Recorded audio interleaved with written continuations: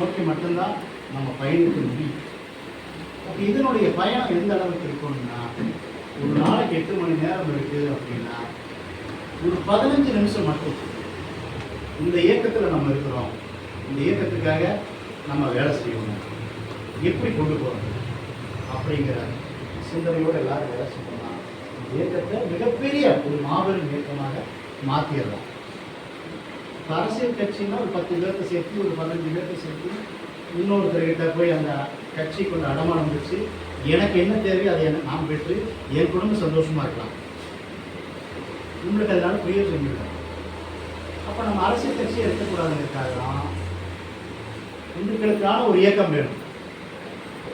இன்னைக்கு ஆர்எஸ்எஸ் தான் இந்த நாட்டினுடைய பொருளாதாரத்தையே நிர்ணயம் பண்ணுது.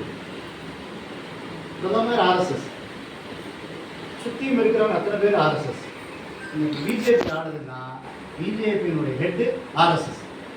இன்னைக்கு ஆர்எஸ்எஸ் இயக்கம் 100வது வருடத்தை கூட போகுது. அப்போ ஆர்எஸ்எஸ்க்கான யாருமே பக்கத்து வீட்டில் இருக்கிறவங்களுக்கே தெரியாது. அப்போ அந்த சமுதாய பணியில் அவங்க ரொம்ப விழிப்புணர்வோடு சிந்தனையோடு அந்த பணிகளை செய்கிறாங்க. ஆர்எஸ்எஸ் அப்படிங்கிற ஒரு அமைப்பு இன்னைக்கு ஆர்எஸ்எஸ்ஸை கேட்டு தான் எல்லா அமைப்புமே வேலை செய்கிற அளவுக்கு இந்த ஆர்எஸ்எஸ் நானும் ஒரு 7 வருஷம் பயிற்சி முடிச்சுருக்கேன். அப்போது ஆர்எஸ்எஸ்னுடைய சித்தாங்கம் என்னென்னு கேட்டிங்கன்னா, வால் போஸ்ட்டில் அவங்க படமெல்லாம் போட மாட்டாங்க.